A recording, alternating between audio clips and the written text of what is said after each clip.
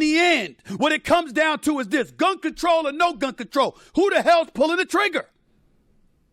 And if you're so quick to pull it against one another, how the hell do we possibly have a future? These are our children's lives that are being taken away. Talk about teenagers. Talk about teenagers getting smoked while chilling at a block party. Chilling at a block party. It's just getting worse and worse and worse. And you have to pay attention to the numbers because the numbers are dwindling. And you have to pay attention to the numbers because what's going on in our society. Let me give you another stat because I want you to pay attention. Okay? I want you to pay attention. Because see, when you ain't, because there are black folks dying, but it's a double whammy. Because it's black folks dying at the hands of black people, and when black people are killing you, eventually they're going to get caught. And when they get caught, they're going to contribute to the 1.9 million incarceration rate. What's going on, everyone? It's Talkskin here today, and I want to talk about black on black crime because this is getting ridiculous at this point. So in the intro, you saw Stephen A. Smith, going on a little tirade, and I agree with him halfway until he started making it about, look, they building 1,900 federal prisons, pretty much trying to make this idea of, prisons were made to be another form of slavery. But in my view, how is that slavery when these teen boys broke the law, right? So this is an example, right? Teen boys charged in shooting death of 23-year-old sister after argument over Christmas gifts. Wow. And this has been a constant problem in the black community. Like, there's stories, if you look back farther enough, you see stories of black people killing each other over sneakers. So this is not a new thing. And then when people like me point out that, hey, look, you disproportionately create crime, you commit crimes, then therefore you're disproportionately in jail. Prisons wasn't created for black people. Black people need to get over their little high horse that they have going on. They think everything is about them. Almost is a point to almost like a racial self-centeredness in a way. Because there's no way you can make this out to be race. Teen boys. Their own brother did that to their sister over some Christmas gifts. This is why emotional men are the most dangerous men in our society. This is what my father taught me. He taught me a man that can't control himself is a danger to all. And these boys right here, being raised by single mothers like her, of course. They don't get held accountable for anything. This is why single motherhood produces so much criminals in the justice system. But they want to bring racism. Like I said, all mass shooters come from a single parent household. So, hey, I'm just leaving it that there. Let's get back into the story. A 23-year-old Florida mother of two, she was a mother, was fatally shot after a fight over Christmas gifts. Wow. The killing of Umbrelli Baldwin took place on Christmas Eve at her grandmother's residence in Largo, Florida. With police suspecting that the trigger was pulled by her 14, DeMarcus Coley, and police say DeMarcus was then shot by his 15-year-old brother, Darcus, according to the Daily Mail. Wow. Her 14-year-old brother shot her, and then the 15-year-old shot his brother that shot. This is some dysfunction over here. This is what black culture glorifies?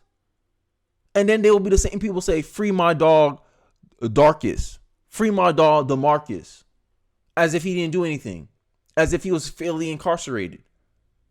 We need to stop exaggerating this narrative that the police is out to get people, out to get black people for no reason. You think she deserved to die? Baldwin had an active social media presence prior to her death. It was December 22nd when she joked about a situation where she informed her son Jamari that his father was not present in the house because he's hoeing. AKA he's sleeping around. He's in these streets. But this is kind of like, I don't know how old her son is. I'm pretty sure he's probably young.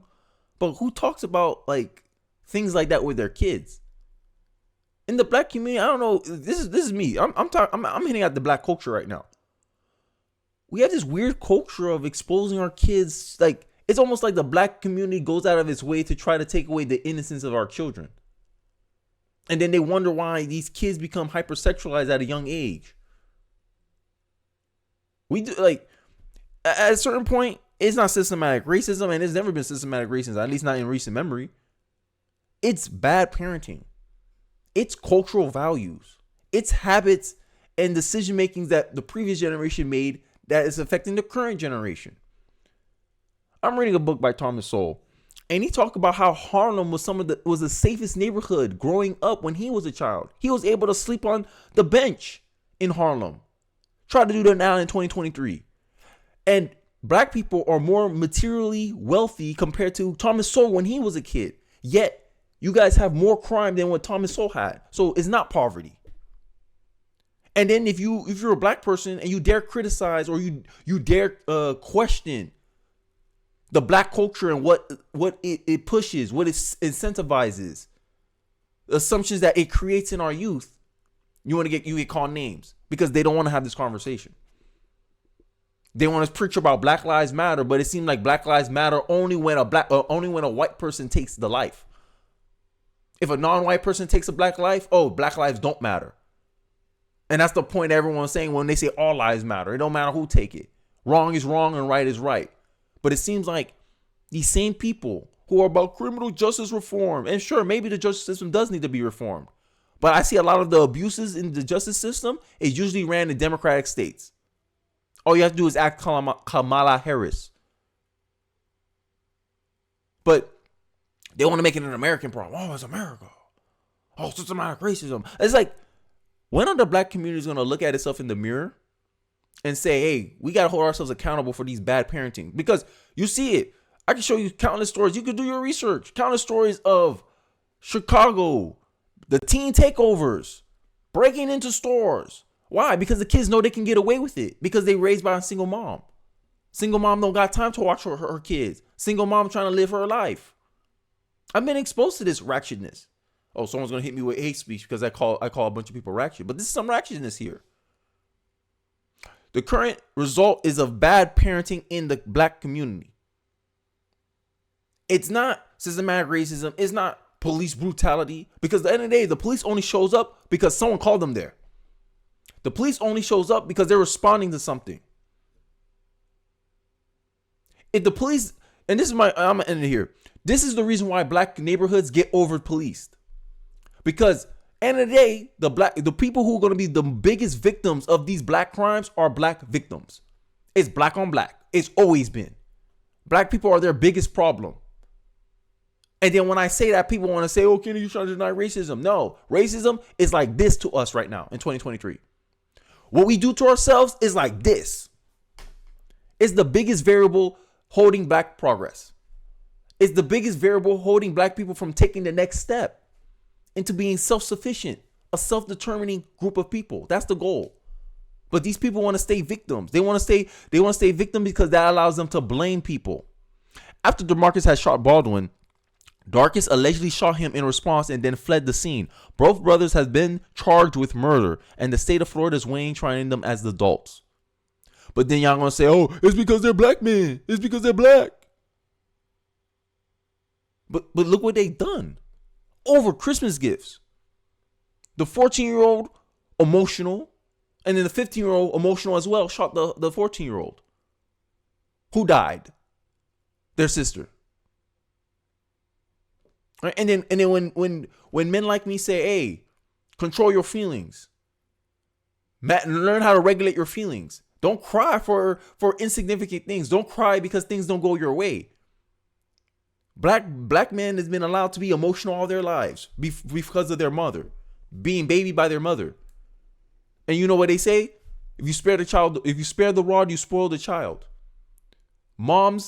Single moms create little tyrants. Little emperors is how I like to call them, because they think everything should be going their way.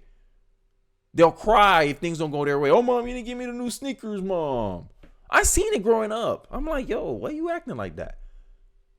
I seen a 30-year-old man, beard, asking his mom for $10 in the store. I'm looking at him like, bro, you 30 years old. But that's the enabling behavior of a single mother household. And then when black conservatives come out and say, hey, we shouldn't be incentivizing this family structure People won't get mad. People won't say we hate black culture. But look what you guys are producing. I'm judging the results. The results are in. Almost 40% of violent crimes are perpetrated by black perpetrators. And they only represent 13% of the population. That's an overrepresentation. The same way that the NBA, the black people are overrepresented in the NBA, is the same way y'all overrepresented in crime. But then y'all gonna say it's racism. Y'all using y'all race as an alibi to excuse the fact that y'all these are the results of your own behavior. Data does not prove a narrative. Data proves the results, and the results are in. Black on black crime is the biggest problem in the black community. This is why crime is such a big deal in the black community right now. Crime is one of those things that if the Republicans message on it properly, they should win the black vote. But you know, the black culture, it teaches our people to be emotional. It teaches us not to be logical. Logic says, yeah, these boys should be tried as adults. Emotion says, no, we should just put them in juvie. They didn't mean it, you know, it got heated. They're just kids. They're just kids. When you gonna place some standards on your kids? That's the problem. This is bad parenting. This is the results of bad parenting. And then the mom's gonna sit here crying as a victim, but I bet you she enabled a lot of this behavior, a lot of this acting out. And it finally went too far. Because at a certain age, as a single mom, you can't discipline your sons anymore. They're 14, 15 years old. I'm pretty sure they got that point now. Their mom couldn't discipline them anymore. Them hits don't feel the same anymore. At this point, the mom is probably scared of her kids, her sons. That's what happens in a household with no rules, with no enforcer. I honestly believe that the black community, it needs some tough love. And I think I'm the voice for it because I'm tired, bro. I don't tolerate stuff like this. I don't tolerate it from myself, and I don't tolerate it from my kids. I ain't damn sure ain't gonna tolerate from strangers that I don't know. And then they make me look bad because I happen to share a pigmentation with them. Let's continue with the story. DeMarcus, as well as his sister, was booked into a hospital. DeMarcus was treated and underwent surgery, but his sister Baldwin ultimately did not survive. Other photos of Baldwin had depicted her flashing large sum of cash while scantily dressed. Right? This is how she dressed. Mom. Right? And then they wonder why black men don't respect black women. Their mom taught them that. I digress. The scrap reportedly commenced when the siblings went shopping with their mother, Joyce, and Baldwin's two children, and who were 6 years old and 11-year-old. Oh my God, bro. 11 months old. Wow. An argument then started at their grandmother's house after the 15-year-old allegedly said his younger brother was receiving more gifts. Look at that. Oh, it didn't go my way, Mom. I'm tired of all this crying, bro. And then these same black men will sit here trying to act tough online. Oh, I came from the hood, bro. Get out of here. I talk proper. Look, I'm getting a little heated, but I talk like this all my life. They used to call me, oh, you trying to speak wide. Oh, what was it? Lame came after, but there was another saying they used to say to demonize kids that sound articulate and clean like Obama. I forgot. But yeah, I stood up for myself. I was like, hey, look, bro. I don't know, it's my dad. My dad's like, hey, look, you are who you are. Hey, look, this is how we present ourselves. Kenny, you don't sag your pants. Like, my dad taught me the culture conforms to you. You don't conform to the culture. That's what he taught me. That's what my father taught me.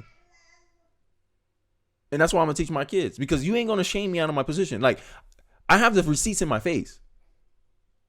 The fact that you get two teens arguing over gifts, a 14-year-old and a 15-year-old, that happens. Sorry guys, County Sheriff Bob, I ain't saying your last name, I ain't gonna butcher it, remarked, but not with guns. I don't know if I could show the gun on YouTube, so I'm gonna continue reading from here. 14-year-old DeMarcus then was said to have brought out a .40 caliber semi-automatic handgun and threatened to fire at his brother in the head. The sheriff said, and then his uncle removed them from the home. No, the uncle said he removed it from the home. So apparently he took it from his uncle. And where does a 15-year-old boy finds a gun? The black community, look, we underarm as a black community. Black community has what? We have low gun ownership. So where did the boy get the gun? It ain't his mom's gun. And how the mom not know that the son had a gun in the house? This is neglect. This is neglect. You can't deny it. This is neglect. This is bad parenting.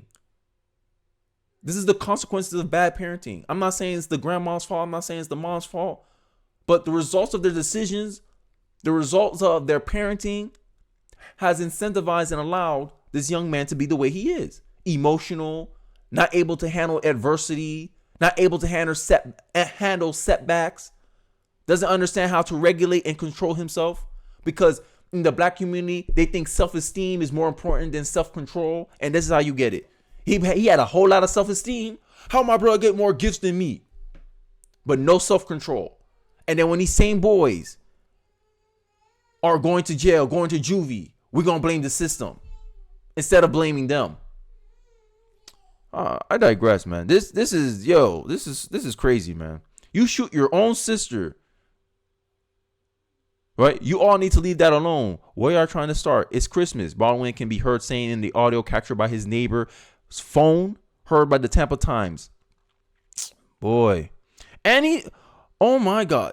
Look, I ain't gonna show it because I don't know how YouTube will take it. DeMarcus is seen posing with a gun just hours before alleging shooting his sister. This man's on social media flashing a gun, acting like Ja Moran online.